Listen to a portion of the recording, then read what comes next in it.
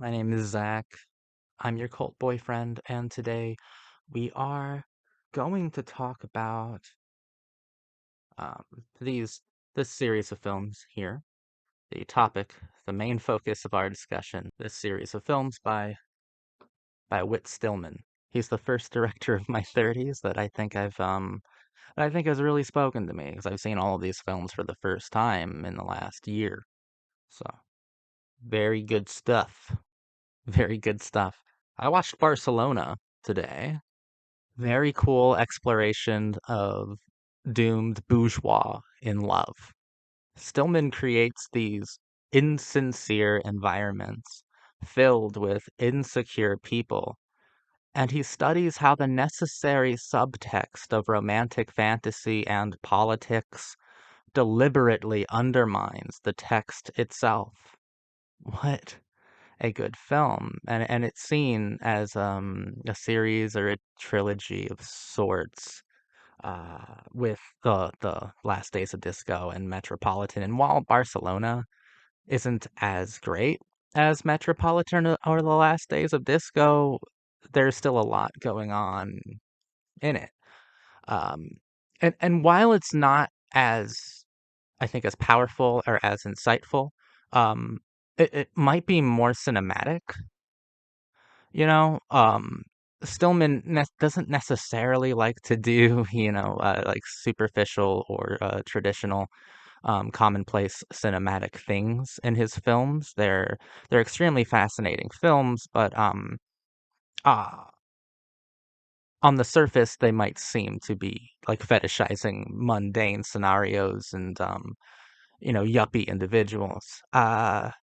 Well, because Stillman firmly believes that the yuppie deserves their eulogy too. And I completely agree. There is a tragedy of conformity, and it's of the heartbreaking variety because it is so insecure. Maybe not repressed, but entirely insecure. Like too self-aware to make any like grand statements or declarations, and whenever they do, they're normally punished for it because those sorts of things are faux pas in like the bourgeois sect of youth culture, which has always and will always exist. Barcelona is upsetting. There, there's violence in this film. There's a great deal of scenery, sometimes chaotic, sometimes mundane, sometimes serene, but often insincere. Or at least these are situations that take place in settings that are captured um, through these captivating but insecure types, which makes the setting feel insincere because the environment is fostering insecure diatribes and insecure expressions of young people, which makes the setting itself seem kind of insincere. And the film is infused with a sort of paranoia, either through Chris Eigeman's his character is rightfully paranoid, considering that people lie and conspire against him and say that he's like the leader of the CIA or something completely absurd, and he's the target of a an attempted political assassination. And that's what I'm talking about. The most upsetting moment. It's also Stillman's most cinematic. I think to Stillman, true cinema is truly upsetting because once we get it, and I'm talking about editing, I'm talking about sound design, I'm talking about composition, I'm talking about poetic callbacks, and I'm talking about sensitivity through through motion pictures. It's when so how do I set this up properly? Chris Eigeman and Taylor Nichols, they star in the film as cousins. You might remember them from Metropolitan. Probably Chris Eigeman played Nick Smith in Metropolitan, one of my favorite characters ever, a Mercutio type. And I thought they were going to do the same thing in Barcelona. When I say Mercutio type, I mean someone who the film or the play, the work, the narrative insists so much on this character, who is obviously not the lead, but you kind of gravitate towards him, and it's through that character that the ethos of the entire project is being expressed. And normally they're taken from us at the end of Act Two, which can give way to basically the death of Mercutio introduces tragedy into Romeo and Juliet, and there are Mercutio archetypes and everything. And if you watched my everything that I love dearly, maybe not everything, but if you watched my Metropolitan video, I discuss how Nick Smith is as a Mercutio character. When he's removed from us, to act in, it takes a bit more tragic and disconnected and a sadder kind of tone uh, that the film itself like dissociates, and it's really interesting to watch. In Barcelona, I thought we were going to do the same thing, but he survives that bullet to the head that he took in the back of a taxi cab. So and it's just beautifully designed, really, because the way that he got into that situation, um, it's foolhardy insecurities, having to defend his idealistic concept of America, which is the concept of his own individuality. Honestly, that's why he kind of like latches onto it so much, and it's also like the only thing that makes him feel moral in any sort of sense because he is a member of the Navy. But he's staying with his cousin, Taylor Nichols, and he gets kicked out of there because um he thinks that Chris Eichman has stolen a substantial amount of money from him when it was really Mira Sorvino's character. So he heads over to Mira Sorvino's house and finds her sleeping with another man, a bunch of drugs all on the table, like she took the money.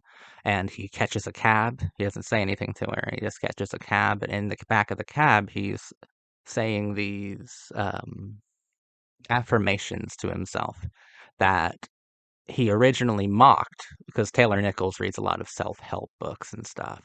Um, and that's where he first heard these kind of phony affirmations that he definitely thought at the time when he first heard it were insincere and fake and kind of weak.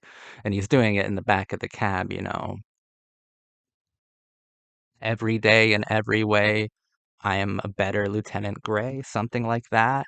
And he says it like twice. He looks out the window at this shooter on a gun, it's just shooter on a gun, a shooter with a gun on a bike pulls up to his window and shoots him, bang, and cut to black. It's fucking gorgeous. And Stillman is a lot more talented and capable cinematically than a lot of critics would really recognize him for being. He's most recognized, I think, for having these incredible conversations with his characters, a certain kind of dialogue.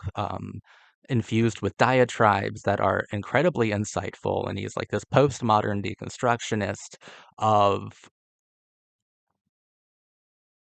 bourgeois youth culture. And he normally fixates on a period that is in its death rattle, because the Metropolitan dealt with the Deb Society near the end of its reign throughout youth culture. The last days of disco, it's evident in the title, right? It's the final days of a youth movement.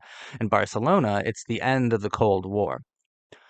He really likes to focus on these opportunities of truth that only the death rattle of a very specific kind of youth culture can provide. I'm not necessarily saying like these opportunities of beauty. They're opportunities of truth, which is different than capturing beauty. It's less romantic, but it's a lot more engaging on an intellectual level. Barcelona, while there are a lot of interesting things going on, there are interesting dynamics.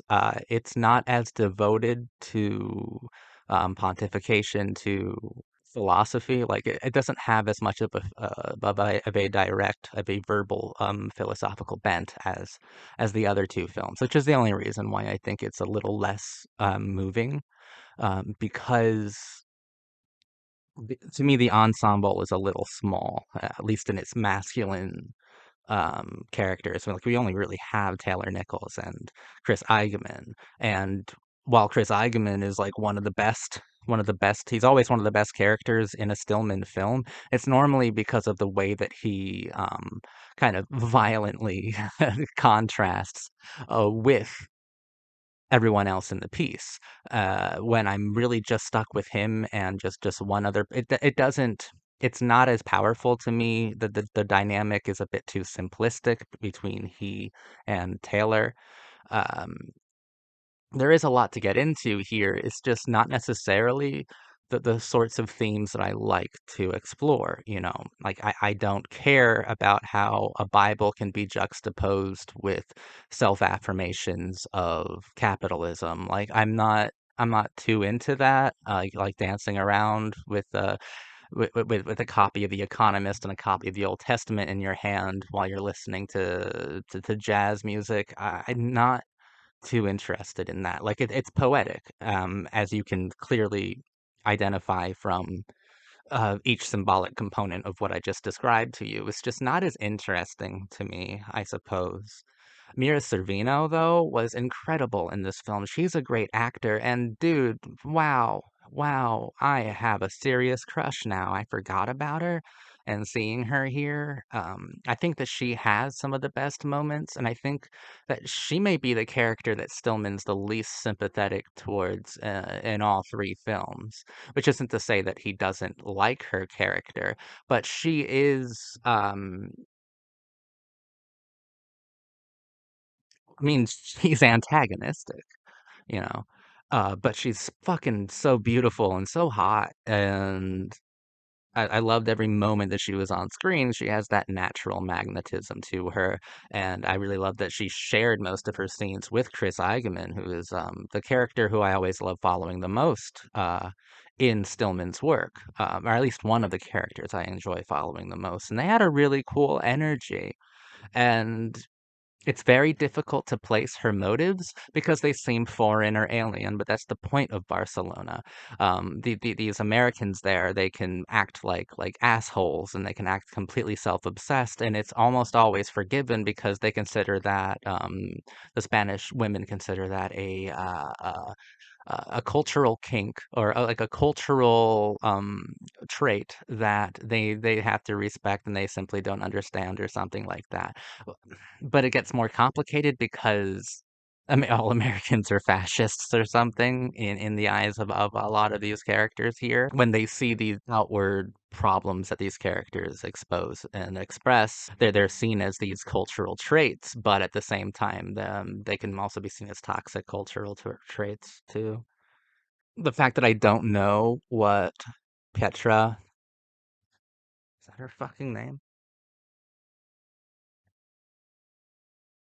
I'm not good with names. Ted, Fred, Montserrat, Marta, Petra. Where do I think this film's taking place? Um, but Mira Sorvino's Marta.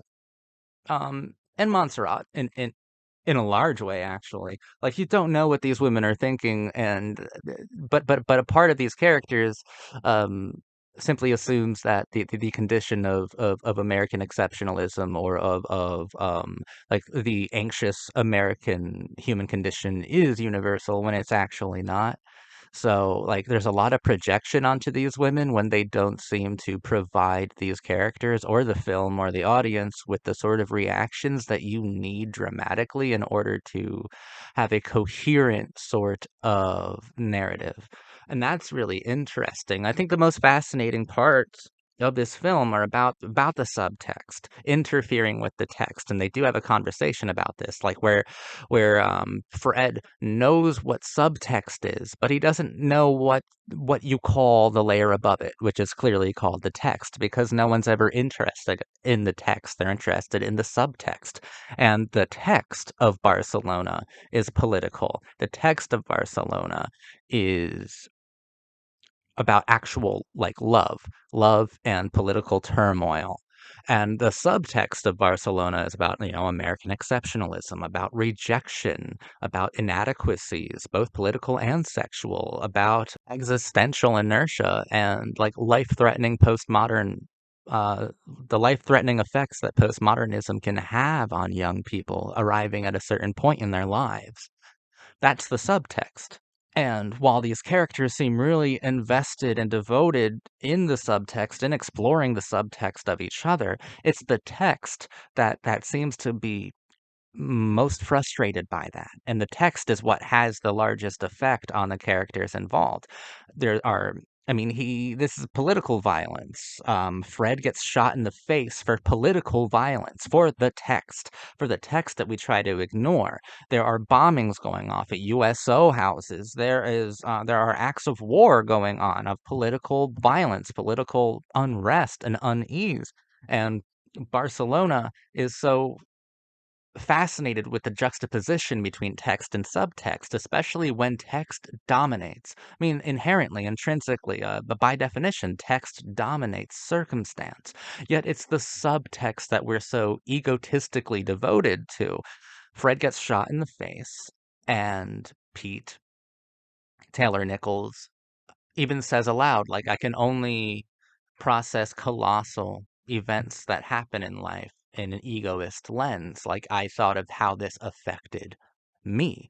So it's like even dealing with text, you have to deal with the subtext. You're not even truly dealing with the text. He's not even dealing with when he wakes up, like the trauma from awakening from a coma after being the target of political violence. He even like